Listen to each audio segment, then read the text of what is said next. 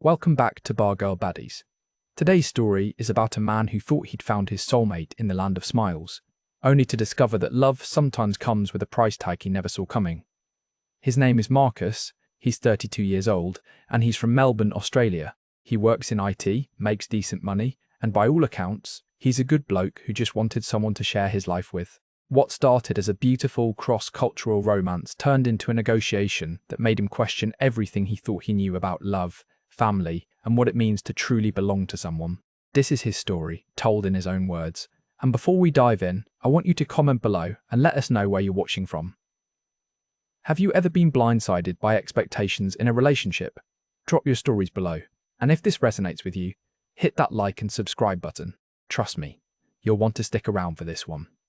I never thought I'd be the kind of guy writing to a channel like this, but here we are. I'm sitting in a hotel room in Bangkok right now, and I honestly don't know if I'm coming or going. My head's spinning, my heart somewhere between broken and confused, and I've got a ring in my pocket that cost me 4 months of savings and represents the biggest mistake or the biggest test of my life. I can't tell which yet. Let me back up. 2 years ago, I was living in Melbourne, working the same tech support job I've been doing since I graduated uni. Good salary, comfortable apartment in Brunswick, gym membership I barely used, and a dating life that was essentially non-existent. I'd had a few relationships through my 20s, nothing serious, nothing that stuck. Most of the women I met seemed more interested in my career trajectory than in me. Every date felt like a job interview. Every conversation felt transactional. I was lonely, mate, properly lonely. The kind where you come home to an empty flat and realise you haven't had a meaningful conversation with anyone in weeks. My cousin Jake had moved to Thailand a few years back, teaching English in Chiang Mai. He'd always send these photos on WhatsApp of street food, temples, beautiful landscapes, and, yeah, beautiful women. He kept telling me I needed to visit, that I needed to see what life could be like outside the Melbourne grind. So in late 2022, I booked 2 weeks off work and flew to Thailand for the first time. It was meant to be a holiday, a reset, a chance to clear my head and figure out what I actually wanted from life. I fell in love with Thailand immediately, not even with a person at first, just with the place itself, the warmth, both literal and metaphorical. The way people smiled at you on the street, the fact that a decent meal cost less than a coffee back home. The pace of life felt different, less aggressive, less about climbing some invisible ladder. I stayed with Jake for a few days in Chiang Mai, then made my way down to Bangkok, then to Phuket. Standard tourist route, really. It was in Phuket where I met Ploy. I wasn't looking for anything, I promise you that. I was sitting at a beach bar in Patong, drinking a singer and watching the sunset, and she was working there as a waitress. She brought over my second beer and we started chatting. Her English was pretty good, much better than my non-existent Thai, and she had this laugh that just lit up her whole face. She was 26, originally from a small town in Isan that I'd never heard of, and she'd been working in Phuket for about 3 years, sending money back to her family. We talked for hours that night. She finished her shift around 10, and instead of going home, she sat with me and we just talked. About everything and nothing. She told me about growing up in the countryside, about rice fields and water buffalo, about leaving home at 18 to find work in the city. I told her about Melbourne, about my boring job, about how I felt like I was sleepwalking through life. There was something easy about talking to her. No pretense. No games. Just two people connecting. I saw her every night for the rest of my trip. We'd meet after her shift, walk along the beach, eat street food, talk until 2 in the morning. On my last night, we kissed for the first time, and I remember thinking this was the most alive I'd felt in years. When I flew back to Melbourne, I couldn't stop thinking about her. We messaged constantly. WhatsApp, Line, video calls whenever the time zones aligned. She'd send me photos of her day, I'd send her photos of mine. It sounds mad, but I was falling for someone I'd spent maybe a total of 30 hours with in person. 3 months later, I flew back. Just for a long weekend, but I had to see her, and it was like no time had passed at all. We picked up right where we'd left off.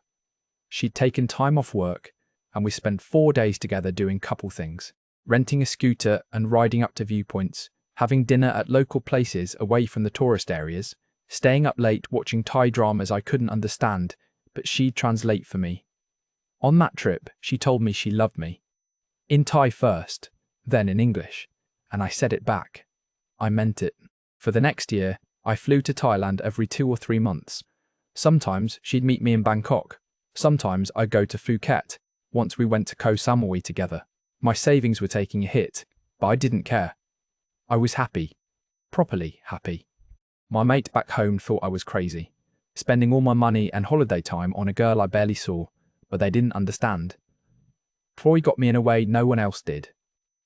She didn't care about my job title or my plans to buy property. She cared about whether I was happy, whether I was eating properly, whether I was taking care of myself. She made me feel seen. In early 2024, I started seriously thinking about moving to Thailand. I could work remotely. My company had started offering that option post-COVID. I could keep my salary, pay a fraction of the rent, and actually be with Ploy properly instead of this long-distance thing that was killing both of us. I floated the idea with her on a video call one night, and she cried, happy tears. She said she dreamed about it, but never wanted to ask because she didn't want to take me away from my life. But mate, what life? Working in an office, eating lunch alone, coming home to Netflix. That wasn't living. So I did it. In April 2024, I gave notice at work, sublet my apartment, and moved to Phuket. I found a decent condo near Patong Beach, nothing fancy but comfortable, about 18,000 baht a month. Ploy moved in with me after about a month. It felt natural, like we'd been living together for years. She kept her job at the bar initially because she didn't want to depend on me completely, which I respected. We'd wake up together, I'd work my Australian hours, which meant starting at noon Thai time. She'd go to work in the evening, and we'd have late nights together. It was everything I'd hoped for. Her family knew about me, of course. She'd told them early on that she was seeing a Farang, an Australian. I'd spoken to her mum a few times on video calls, basic stuff. Hello, how are you? Thank you for raising such a wonderful daughter. Her mum didn't speak English, so Ploy would translate. She seemed sweet, always smiling, always asking if I was eating enough. Ploy would send money home every month, usually around 10,000 baht, sometimes more if there was an emergency. A roof repair, a hospital bill, stuff like that. I never questioned it. That's what you do for family. Around September, after we'd been living together for 5 months, I started thinking about proposing. We talked about marriage in abstract terms. Both of us wanted it eventually, but I wanted to make it official. I wanted her to know I was serious, that this wasn't just some extended holiday for me. I flew back to Melbourne for a week to sort out some paperwork, and while I was there, I bought a ring. Nothing crazy expensive, but nice. A simple diamond on a white gold band. Cost me about 8,000 Australian dollars, which hurt the bank account but felt right. I proposed to her on the beach in Patong, same place where we'd first talked 2 years earlier. I'd set up a little picnic at sunset, had a photographer hiding in the distance to capture it. When I got down on one knee and asked her to marry me, she burst into tears and said yes immediately. She kept saying she couldn't believe it, that she was the luckiest girl in the world. We celebrated that night with champagne and room service at a nice hotel, and I remember thinking my life had finally clicked into place. I was 32, engaged to the woman I loved, living in paradise. Everything made sense. The next day, Ploy said we needed to tell her family properly. She wanted to video call her mum and dad and her older brother. I was nervous but excited. I wanted her family to like me, to see that I was good for their daughter. We set up the call that evening, and her whole family was there, gathered around the phone in what looked like their living room. Basic furniture, concrete walls, a small TV in the background. Ploy announced the engagement in Thai, showed them the ring, and they all erupted in smiles and congratulations. Her mum was crying, her dad was nodding seriously, her brother was grinning. Through Ploy's translation, they said they were so happy that I was a good man, that they'd been praying for Ploy to find someone like me. Then her dad said something that Ploy translated as, "When will you come to meet us properly and discuss the wedding?" I told them I'd love to visit soon, maybe next month. Everyone seemed pleased. The call ended with more congratulations and blown kisses, and I felt like I'd passed some important test. Over the next few days, Ploy seemed distracted, not unhappy, just preoccupied. I asked if everything was okay, and she said her family was just very traditional, and there were certain customs we'd need to follow for the wedding. I told her that was fine, I wanted to respect her culture, and I'd do whatever was needed. She smiled and kissed me, and said she'd explain everything when the time was right. 2 weeks later, she brought it up properly. We were having dinner at home, just us, pad krapao and rice, when she put down her fork and said, "We need to talk about sinsod." I'd heard the term before, vaguely. I knew it had something to do with Thai weddings, but I didn't really understand it. She explained that sinsod is the bride price, money that the groom gives to the bride's family before the wedding. It's a tradition, she said, to show that you can take care of their daughter, to compensate them for raising her, to prove you're serious. In some cases, the family gives some or all of it back after the wedding, but not always. I asked how much we were talking about. She looked uncomfortable, picked at her rice, then said, "My family is asking for 3 million baht." I laughed.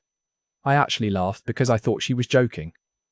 3 million baht was about 130,000 Australian dollars. That was more than I had in savings. That was more than a deposit on a house back home. That was insane. But she wasn't laughing. She was staring at me with these serious eyes, and I realized she was dead serious. I said, "Ploy, that's a lot of money. That's more money than I have." She nodded and said she knew. But her family was very traditional, and because I was a Farang with a good job, they expected a substantial sinsod. She said it was about face, about showing the community that their daughter was valued. She said in her village, when a girl marries a foreigner, everyone watches to see what the sinsod is, and it reflects on the whole family. If it's too low, they lose face. If it's high, they're respected. I felt like I'd been punched in the stomach. We'd just gotten engaged. We were supposed to be in the happy phase. And now we were talking about me handing over my life savings to people I'd never met in person.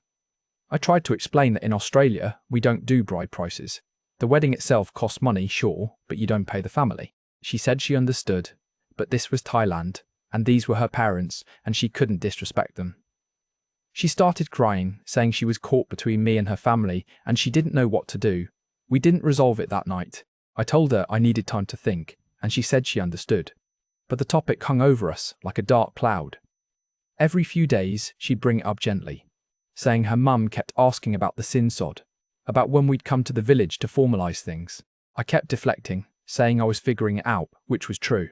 I was doing maths in my head constantly. I had about 90,000 Australian dollars in savings.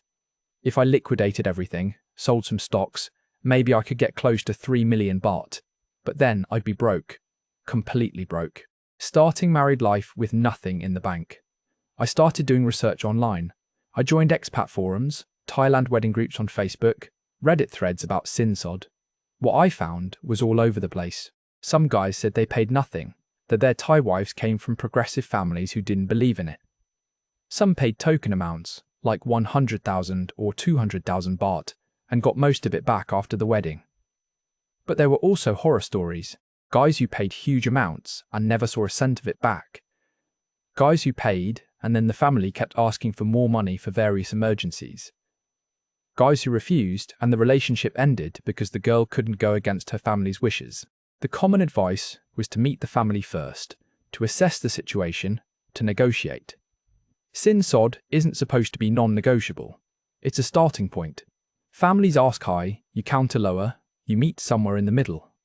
But 3 million baht seemed high even by Farang standards.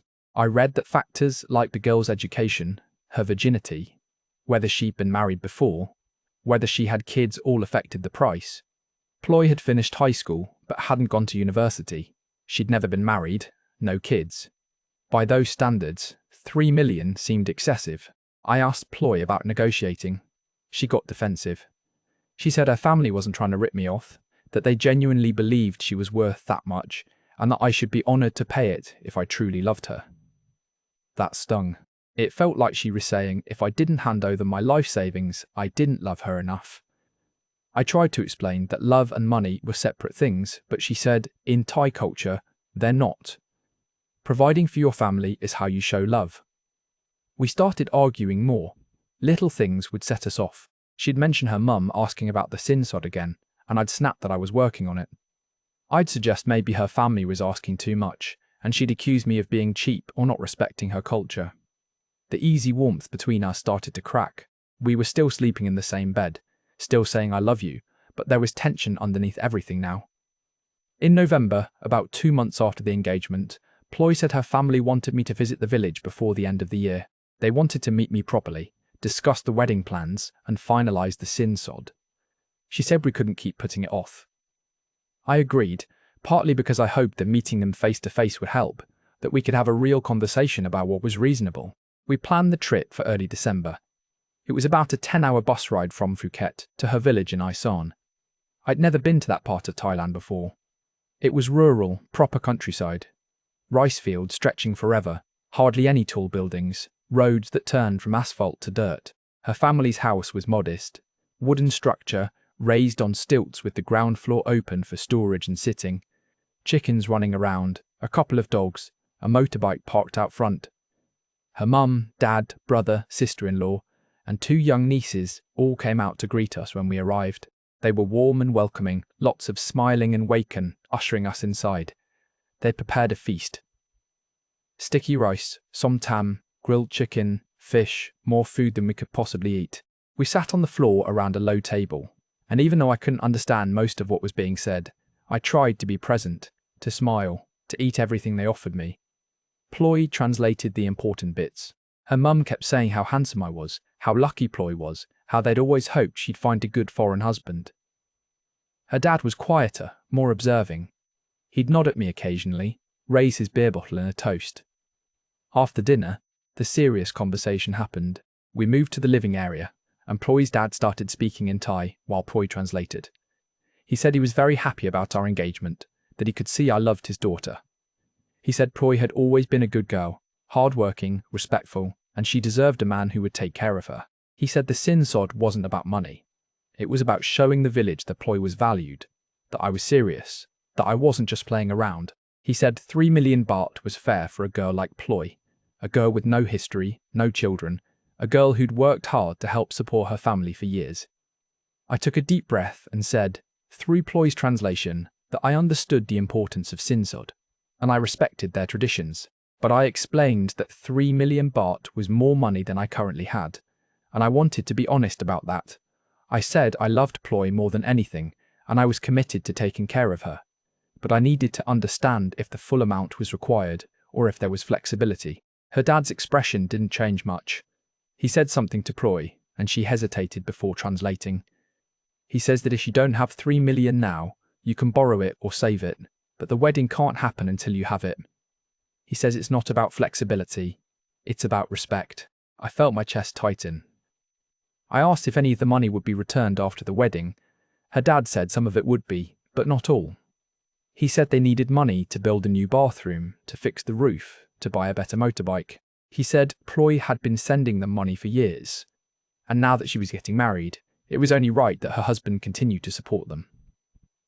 I was processing this when her brother chimed in. Through Ploy, he said he paid 500,000 baht for his wife, but she was from a poor family and had a child from a previous relationship. He said Ploy was more educated and more beautiful and marrying a rich Farang, so 3 million was appropriate. I wanted to say I wasn't rich. I was just a regular guy with a regular job, but I didn't think it would help. We stayed in the village for 2 more days.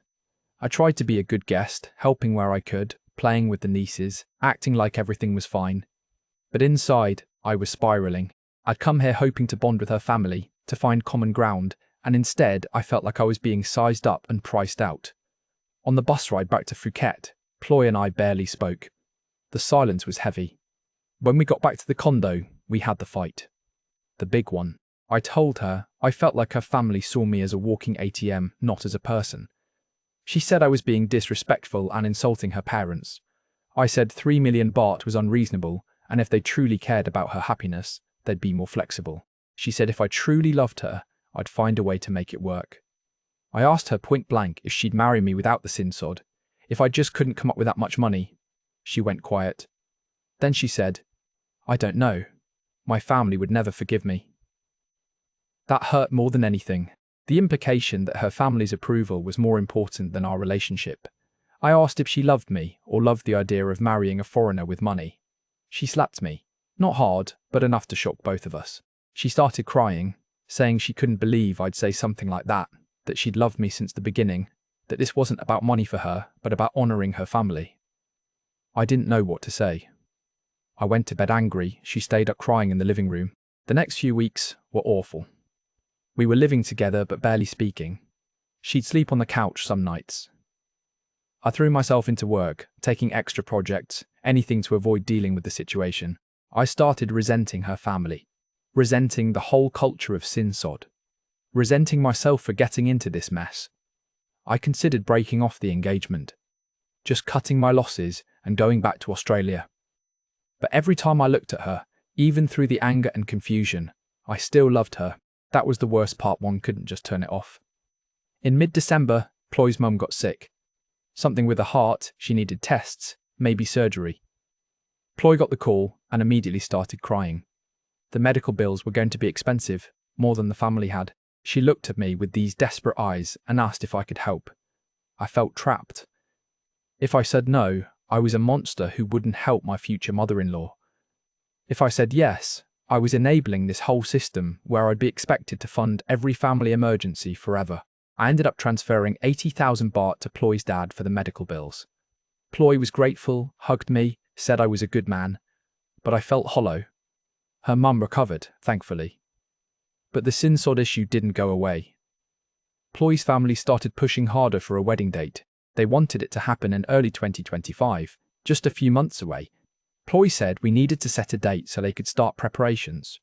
I said I couldn't commit to a date until we resolved the money situation. She said we couldn't resolve the money situation until I accepted what was being asked. We were going in circles. I started talking to other expat guys in Phuket, getting their perspectives. A British guy I met at a bar told me he'd paid 2 million baht for his wife, got half of it back after the wedding, and now her family constantly asked him for money. A German guy said he paid nothing. His wife's family was educated and thought sin-sod was old-fashioned. An American guy said he paid 500,000 baht and felt like he overpaid. Everyone had a different story, but the common thread was that once you start paying, it's hard to stop. By January 2025, I was at a breaking point. I loved Ploy, but I couldn't see a way forward. I couldn't afford 3 million baht without destroying my financial security. I couldn't ask my family for money, they'd think I was insane. I couldn't marry her without her family's blessing because she'd made it clear that wasn't an option. We were stuck. Last week, I suggested a compromise. I said I could pay 1 million baht as sin-sod, and I'd commit to helping her family with genuine emergencies in the future, but 3 million was impossible. Ploy took this to her family. They rejected it. Her dad said 1 million was an insult. The people in the village would laugh at them, that it made Ploy look cheap. He said if I couldn't pay what they were asking, maybe I wasn't the right man for their daughter. When Ploy told me this, something broke in me. I asked her if she'd choose me or her family if it came down to it. She said she shouldn't have to choose. I said, but if you did. She started crying and said she couldn't abandon her family. They'd sacrificed everything for her. I said, what about sacrificing for us, for our future? She said it wasn't the same, so here I am. Sitting in a hotel in Bangkok because I needed space to think. I left Phuket 3 days ago, told Ploy I needed time alone. She's been messaging me constantly, asking me to come back, saying we can figure it out, but I don't know if we can. I don't know if love is enough when there's this much weight attached to it. Part of me thinks I should just walk away, move back to Australia, take the loss, chalk it up as a painful lesson about cross-cultural relationships. Another part of me thinks I'm being stubborn, that if I really loved her, I'd find a way to make it work, even if it meant borrowing money or liquidating everything. And another part of me wonders if this was always the plan, if I was always just a ticket to a better life for her family, and the love was real but secondary. I don't have answers. I don't know what I'm going to do. The ring is still in my pocket. The relationship is in limbo. My savings account is open on my laptop, and I keep staring at the numbers, trying to do maths that somehow makes 3 million baht appear. It doesn't. What I've learned is that love doesn't exist in a vacuum. It exists in the context of families, cultures, expectations, and money. And sometimes those things are incompatible. Sometimes you can love someone deeply and still not be able to build a life with them because the foundations are too different. I thought moving to Thailand would simplify my life, but it's complicated it in ways I never imagined. I thought finding love would solve my loneliness, but now I'm lonely in a different way, surrounded by people and expectations I don't fully understand. If I had advice for anyone reading this, it's to have these conversations early. Ask about sin-sod before you're engaged. Understand what's expected culturally before you're in too deep. Meet the family and assess the situation before you've committed emotionally. Because once you're here, once you said I love you and bought the ring and met the parents, extricating yourself feels impossible, even when staying feels equally impossible. I'm going to make a decision in the next few days. Either I'm going to figure out how to come up with 3 million baht, or I'm going to end this engagement and go home. There's no middle ground anymore. The waiting and the uncertainty are worse than either outcome. Proy deserves to know where I stand, and I deserve to stop feeling like I'm failing some test I didn't know I was taking. I still love her. That's the hardest part. Even now, even with all of this, I still love her. But I'm starting to realize that love isn't always the answer. Sometimes it's just the question you have to sit with while everything else falls apart around you. So that's Marcus's story. And if you've made it this far, you've probably got some opinions.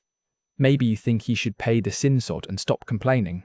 Maybe you think he should run for the hills. Maybe you're sitting there thinking this could never happen to you. But here's the thing, it happens more often than you'd think. Marcus isn't unique. He's not the first foreign man to fall in love in Thailand and find himself caught between his heart and a cultural expectation he didn't fully understand. Sinsod is real, and it's complicated. For some Thai families, it's a genuine tradition rooted in respect and honour.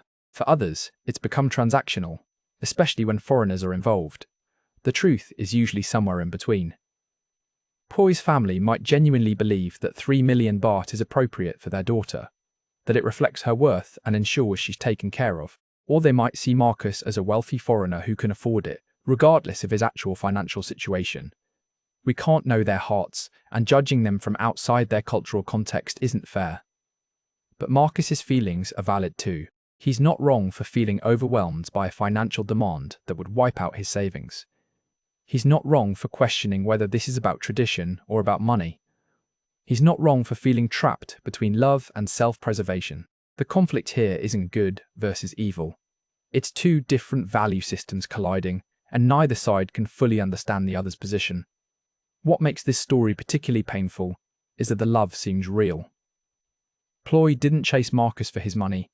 They built a relationship over 2 years. She worked even after he moved to Thailand. She cried when he proposed. This doesn't feel like a scam in the traditional sense. It feels like two people who genuinely care about each other being torn apart by expectations neither of them can escape. The sinsod issue reveals something deeper about relationships that cross cultural boundaries. You're not just marrying a person, you're marrying into their entire family system, their obligations, their definition of what loyalty and love look like. In many Western countries, marriage is about two individuals choosing each other. In many Asian countries, Thailand included, marriage is about two families joining together. Neither model is wrong, but when they clash, someone usually has to compromise or walk away. Marcus is facing a choice that a lot of men in his situation face. Pay and potentially build a life with the woman he loves, but start that life financially drained and possibly resentful. Or walk away and wonder forever if he gave up too easily, if he should have tried harder, if love was worth the price. There's no clean answer. Both choices come with pain. If you're watching this and thinking about pursuing a relationship in Thailand or any country with similar traditions, here's what you can take from Marcus's experience. Do your research before you fall in love. Understand what marriage means in that culture. Ask questions early, even the uncomfortable ones. Meet the family sooner rather than later. Get clarity on expectations around money, support, and family obligations. And be honest with yourself about what you can actually afford, not just financially, but emotionally. Also, pay attention to how your partner handles these conversations. Proy's inability to choose Marcus over her family's demands might be cultural, or it might be a sign that she's not ready to build an independent life with him. That doesn't make her a bad person, but it does make her potentially incompatible with what Marcus needs. A partnership requires two people who prioritize each other, and if family approval always comes first, that's something to consider carefully. The sad reality is that Marcus and Proy might love each other and still not make it. Love isn't always enough. It doesn't magically bridge cultural divides or resolve financial conflicts. Sometimes love is just the thing that makes it hurt more when you realize you can't make it work, and that's okay to acknowledge. You can love someone and still walk away if the cost of staying is too high. We don't know what Marcus decided. He sent us this story from that hotel room in Bangkok, and we haven't heard from him since. Maybe he found a way to make it work. Maybe he's back in Melbourne nursing a broken heart. Maybe he's still in Thailand trying to figure out a compromise. We hope he finds peace with whatever choice he made. If you've been through something similar, if you've loved someone across a cultural divide and struggled with expectations you didn't anticipate, share your story in the comments. There's no judgment here, only understanding.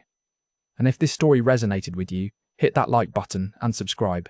We share these stories not to scare anyone away from love or from Thailand, but to shine a light on the complicated realities that exist behind the postcard image of paradise. Sometimes the most beautiful places and the deepest loves still come with prices we didn't expect to pay. The question is whether we pay them, negotiate them, or walk away. And that's a question only you can answer for yourself.